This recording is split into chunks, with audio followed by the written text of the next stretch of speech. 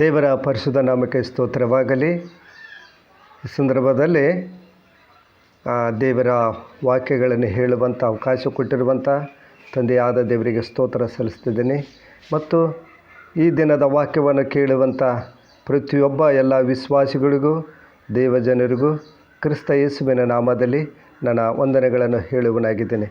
ಪ್ರಿಯವಾದವರೇ, ಈ ದಿನದ ದೇವರ ವಾಕ್ಯ ನಮಗೆ ಈ ರೀತಿಯಲ್ಲಿ ತಿಳಿಯಪಡಿಸ್ತದೆ. ಇಬ್ರಿಯರು ಬರೆದ ಪತ್ರಿಕೆ 10ನೇ ಅಧ್ಯಾಯ ಇಲ್ಲಿ 23ರಿಂದ ಕೆಲವು ವಚನಗಳನ್ನು ಓದಿಕೊಳ್ಳುವುದಕ್ಕಿಂತ ಮುಂಚಿತವಾಗಿಯೂ ನಾವು ಒಂದು ನಿಮಿಷ ದೇವರ ಸನ್ನಿಧಿಯಲ್ಲಿ ನಮ್ಮ ತಲೆಗಳನ್ನು ಬಾಗಿ ಮೌನದ ರೀತಿಯಲ್ಲಿ ಪ್ರಾರ್ಥನೆಯನ್ನು ಮಾಡಿಕೊಳ್ಳೋಣ. ಸ್ತುತಿಯಲ್ಲಿ ಘನಮಾನ ಹೊಂದುವಂಥ ಯೇಸುವೇ, ನಿನಗೆ ಸ್ತೋತ್ರಗಳನ್ನು ಸಲ್ಲಿಸುವರಾಗಿದ್ದೇವೆ. ಈ ದಿನ ಸ್ವಾಮಿ ನಿನ್ನ ವಾಕ್ಯದೊಟ್ಟಿಗೆ ಮಾತಾಡ್ತಿದ್ದೆ. ಸ್ತೋತ್ರ ರಾಜ, ಈ ದಿನ ಈ ವಾಕ್ಯಗಳನ್ನು ಯಾರ್ಯಾರು ಕೇಳುತ್ತಾರೋ ಎಲ್ಲ ನಿನ್ನ ಪ್ರಿಯರನ್ನು ಆಶೀರ್ವದಿಸು ಮತ್ತು ಅಭಿಷೇಕ ಮಾಡು ಮತ್ತು ವಾಕ್ಯದಿಂದ ಅವರ ಜೀವಿತಗಳು ಬದಲಾಗುವಂತೆ ನಿನ್ನ ಕೃಪೆ ಮೂಲಕವಾಗಿ ನಡೆಸು. ಯೇಸುವೇ, ನಿನ್ನ ಪವಿತ್ರ ನಾಮದಲ್ಲಿ ಬೇಡುತ್ತೇನೆ ಸ್ವಾಮಿ, ಆಮೀನ್. ಇಬ್ರಿಯರು ಬರೆದ ಪತ್ರಿಕೆ 10ನೇ ಅಧ್ಯಾಯ 23ನೇ ವಚನಗಳಿಂದ ದೇವರ ವಾಕ್ಯ ನಮಗೆ ಈ ರೀತಿಯಲ್ಲಿ ತಿಳಿಸ್ತದೆ. ನಮ್ಮ ನಿರೀಕ್ಷೆಯನ್ನು ಕುರಿತು ನಾವು ಮಾಡಿದ ಪ್ರತಿಜ್ಞೆಯನ್ನು ನಿಶ್ಚಲವಾಗಿ ಪರಿಗಣಿಸೋಣ. ವಾಗ್ದಾನ ಮಾಡಿದ ಆತನು ನಂಬಿಗಸ್ತನು. ನಾವು ಪರಸ್ಪರ ಹಿತಚಿಂತಕರಾಗಿದ್ದು ಪ್ರೀತಿಸ್ತಿರಬೇಕೆಂತಲೂ ಸತ್ಕಾರ್ಯಗಳನ್ನು ಮಾಡಬೇಕೆಂತಲೂ ಒಬ್ಬರನ್ನೊಬ್ಬರು ಪ್ರೇರೇಪಿಸೋಣ. ಸಭೆಯಾಗಿ ಕೂಡಿಕೊಳ್ಳುವುದನ್ನು ಕೆಲವರು ರೂಢಿಯಾಗಿ ಬಿಟ್ಟಿರುವ ಪ್ರಕಾರ ನಾವು ಬಿಟ್ಟು ಬಿಡದೆ ಒಬ್ಬರನ್ನೊಬ್ಬರು ಎಚ್ಚರಿಸೋಣ. ಕರ್ತನ ಪ್ರತ್ಯಕ್ಷತೆಯ ದಿನವು ಸಮೀಪಿಸುತ್ತಾ ಬರುತ್ತದೆ ಎಂದು ನೀವು ನೋಡುವುದರಿಂದ ಇದನ್ನು ಮತ್ತಷ್ಟು ಮಾಡಿರಿ ಎಂಬುವುದೇ. ಪ್ರಿಯವಾದವರೇ, ಈ ದಿನ ದೇವರು ನಮಗೆ ಆಲಯದ ಕುರಿತು ಮಹತ್ವದ ಕುರಿತು ನಮಗೆ ತಿಳಿಸ್ತಾ ಇದ್ದಾನೆ. ದೇವರ ವಾಕ್ಯ ಆಲಯದ ಮಹತ್ವ ಎಂಬತಕ್ಕಂಥದ್ದನ್ನು, ಆಲಯದಲ್ಲಿ ದೇವರು ಒಂದು ಮಹತ್ ಕಾರ್ಯಗಳನ್ನು ಮಾಡುವಂಥ ಆಲಯ.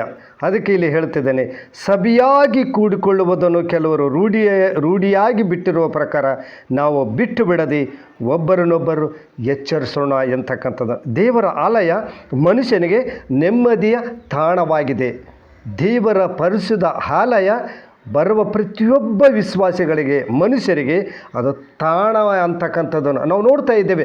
ಬಸ್ ಸ್ಟ್ಯಾಂಡಲ್ಲಿ ಒಂದು ಬೋರ್ಡ್ ಬರೆದಾಗ್ತಿರ್ತಾರೆ, ಇಲ್ಲಿ ತಂಗುವ ತಾಣ ಎಂಬುದಾಗಿ. ರೈಲ್ವೆ ಸ್ಟೇಷನ್ಗಳಲ್ಲಿ ನೋಡ್ತಾ ಇದ್ದೇವೆ, ಇದು ತಂಗುವ ತಾಣ ಎಂತಕ್ಕಂಥದ್ದನ್ನು. ಮತ್ತು ಒಂದು ಒಳ್ಳೆಯ ಸ್ಥಳಗಳಲ್ಲಿ ಇಲ್ಲಿ ಇಳುಕೊಳ್ಳುವಂಥ ತಾಣ ಎಂತಕ್ಕಂಥದ್ದು. ಅದೇ ರೀತಿಯಾಗಿ ದೇವರ ಪರಿಶುದ್ಧ ದೇವಾಲಯ ಪ್ರತಿಯೊಬ್ಬ ಮನುಷ್ಯನಿಗೆ ಒಂದು ಏನಾಗಿದೆ, ನೆಮ್ಮದಿಯ ತಾಣ, ನೆಮ್ಮದಿಯನ್ನು ಕೊಡುವಂಥ ಸ್ಥಳ ಎಂಬುದಾಗಿ ಇಲ್ಲಿ ನೋಡ್ತಾ ಇದ್ದೇವೆ. ಮತ್ತು ಎರಡನೇದಾಗಿ ನೋಡುವಾಗ ಸಮಾಧಾನ ದೊರಕುವಂಥ ಸ್ಥಳವಾಗಿದೆ. ಪ್ರಿಯವಾದವರೇ, ದೇವಾಲಯ ಏನಾಗಿದೆ ಅಂದರೆ ಸಮಾಧಾನ ಕೊಡುವಂಥ ಸ್ಥಳವಾಗಿದೆ. ಅದು ಆಶೀರ್ವಾದಗಳ ಕೇಂದ್ರವಾಗಿದೆ. ಈ ಒಂದು ಪರಿಶುದ್ಧ ಆಲಯ ಆಶೀರ್ವಾದದ ಕೇಂದ್ರವಾಗಿದೆ ಮತ್ತು ಜೀವನದಲ್ಲಿ ಅಸಹಾಯಕತೆಯನ್ನು ಮೆಟ್ಟಿ ನಿಲ್ಲುವ ಧೈರ್ಯ ಶಕ್ತಿಯನ್ನು ದೊರಕಿಸುವ ಅದ್ಭುತವಾದ ಸ್ಥಳ. ಅದಕ್ಕೆ ಮನುಷ್ಯನ ಜೀವಿತದಲ್ಲಿ ನಿರೀಕ್ಷೆ ಆಗುವುದಕ್ಕಿಂತ ನಿರೀಕ್ಷಿತಾದವುಗಳು ಸಂಭವಿಸದೇ ಹೆಚ್ಚು. ನನ್ನವರು ನನ್ನ ಕಷ್ಟ ಆಗುವವರು ಎಂದು ಯಾರನ್ನು ನಂಬುತ್ತೀವೋ ಅವರ ರಾತ್ರಿ ಕಳೆದು ಬೆಳಗಾಗದ್ರೊಳಗಾಗಿ ವೈರಿಗಳಾಗಿ ಬಿಟ್ಟಿರುತ್ತಾರೆ. ಗೆಳೆಯರೇ, ಜೇಬು ಖಾಲಿಯಾದ ಮೇಲೆ ನಿನ್ನೆದುರು ಅಂದು ಬಿಡುತ್ತಾರೆ. ಸಹೋದ್ಯೋಗಿಗಳು ತಮ್ಮ ಸ್ವಾರ್ಥಕ್ಕಾಗಿ ತಮ್ಮ ಗುರಿಯ ಮೇಲೆ ತಮ್ಮ ಅರಮನೆಯನ್ನು ಕಟ್ಟಿಕೊಳ್ಳುವ ಸಂಚು ಮಾಡುತ್ತಾರೆ. ಆದರೆ ಪ್ರಿಯವಾದವರೇ, ದೇವರ ಸನ್ನಿಧಿಯಲ್ಲಿ ಬರುವಂಥ ಪ್ರತಿಯೊಬ್ಬ ಮಕ್ಕಳು ಆ ಪರಿಶುದ್ಧ ಆಲಯದಲ್ಲಿ ನಾವು ನೋಡುವಾಗ ಇಲ್ಲಿ ಏನಾಗಿರ್ತದೆ ಅಂತಂದರೆ ದೇವರ ನಮಗೆ ಆಶೀರ್ವಾದ ಕೊಡುವಂಥ ಸ್ಥಳವಾಗಿರುತ್ತದೆ. ಯಾರ್ಯಾರು ದೇವರ ಸನ್ನಿಧಿಯಲ್ಲಿ ಬರ್ತಾರೋ ನಿರಾಶೆಯಿಂದ ಬರುತ್ತೇವೆ, ದುಃಖದಿಂದ ಬರುತ್ತೇವೆ, ನೋವಿನಿಂದ ಬರುತ್ತೇವೆ, ರೋಗದಿಂದ ಬರುತ್ತೇವೆ, ಕುಟುಂಬದ ಸಮಸ್ಯೆಗಳಿಂದ ಬರುತ್ತೇವೆ. ಈ ಪರಿಶುದ್ಧ ದೇವಾಲಯ ಇದು ಒಂದು ಸ್ಥಳ, ದೇವರ ಮನೆ, ಎಲ್ಲವನ್ನು ಬಿಡುಗಡೆ ಕೊಡುವಂಥ ಸ್ಥಳ ಎಂಬುದಾಗಿ ಇಲ್ಲಿ ನೋಡ್ತಾ ಇದ್ದೇವೆ. ಇಲ್ಲಿ ದೇವರ ವಾಕ್ಯ ಹೇಳ್ತದೆ. ಒಂದು ದಾವೀದನ ಬರೆದ ಕೀರ್ತನೆಗಳಲ್ಲಿ 57:4 ಹೇಳ್ತದೇನೆ ಅಂತಂದರೆ, ಚೇಳು ಚೇಳುಗಳ ನಡುವೆ ಬದುಕುವ ಹಾಗೆ ಹಾಗೂ ತೋಳಗಳ ನಡುವೆ ಕುರಿಮರಿ ಇರುವಂತೆ ಎಂದು ವರ್ಣಿಸ್ತದೆ. ಹಾಗಾದರೆ ಪ್ರಿಯವಾದರು, ದೇವರ ವಾಕ್ಯ ಹೇಳುತ್ತದೆ, ಸಿಂಹಗಳ ಮಧ್ಯದಲ್ಲಿ ಸಿಕ್ಕಿದ್ದೇನೆ, ಬೆಂಕಿ ಕರುವ ಮನುಷ್ಯರ ನಡುವೆ ಬಿದ್ದಿದ್ದೇನೆ, ಅವರ ಹಲ್ಲುಗಳು ಶಾಸ್ತ್ರ ಬಾಣಗಳು, ನಾಲಿಗೆಗಳು ಹದವಾದ ಕತ್ತಿಗಳು ಎಂಬುದಾಗಿ.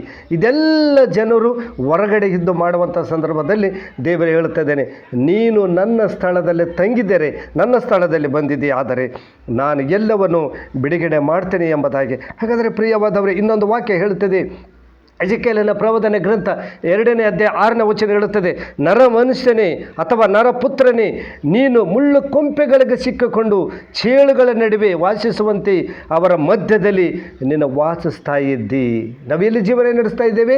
ಚೇಳುಗಳ ಎಂಬುದಾಗಿ ಹೇಳುವಾಗ ಸೈತಾನನ ನಂಬಿದ ವಿಶ್ವಾಸಿಗಳ ಬಳಿಗೆ, ಸೈತಾನ ನಂಬಿದ ಜನರ ಬಗ್ಗೆ, ಸೈತಾನನ ಎಂತಕ್ಕಂಥ ಒಂದು ದೊಡ್ಡ ಭಯಂಕರ ಜನರ ಗುಂಪಿನಲ್ಲಿ ನಾವು ಜೀವಿಸ್ತಾ ಇದ್ದೇವೆ. ಅವರು ಏನಾಗಿದ್ದಾರೆ ಅಂದರೆ ಮುಳ್ಳು ಕೊಂಪೆಗಳಾಗಿದ್ದಾರೆ.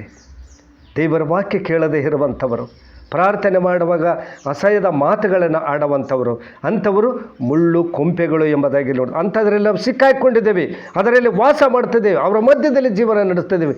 ಯೇಸು ಸ್ವಾಮಿ ಹೇಳ್ತಿದ್ದೇನೆ, ನನ್ನ ಪರಿಶುದ್ಧ ಆಲಯಕ್ಕೆ, ನನ್ನ ಸ್ಥಳಕ್ಕೆ ಬಾ, ನೀನು ತಂಗಿದೆಯಾದರೆ, ಆ ಸ್ಥಳದಲ್ಲಿ ಇದ್ದಿದೆಯಾದರೆ ಎಲ್ಲವನ್ನು ನಿನಗೆ ಬಿಡುಗಡೆ ಕೊಡುತ್ತೇನೆ ಎಂಬುದು. ಇನ್ನೊಂದು ವಾಕ್ಯ ಹೇಳ್ತಿದ್ದೆ ನೋಡ್ರಿ, ಲೂಕ 10:3 ಒಂದು ವಾಕ್ಯ ಹೇಳುತ್ತದೆ, ತೋಳಗಳ ನಡುವೆ ಕುರಿಮರಿಗಳನ್ನು ಒಗ್ಗಿಸಿದಂತೆ ನಾನು ನಿಮ್ಮನ್ನು ಕಳಿಸಿಕೊಡುತ್ತೇನೆ. ನೋಡಿ ಪ್ರಿಯವಾದವರೇ, ತೋಳಗಳ ನಡುವೆ ಕುರಿಮರಿಗಳನ್ನು ಒಗ್ಗಿಸಿದಾಗ ತೋಳಗಳೇನು ಮಾಡ್ತದೆ? ಕುರಿಮರಿಗಳನ್ನು ತಿಂದಾಕ್ತದೆ.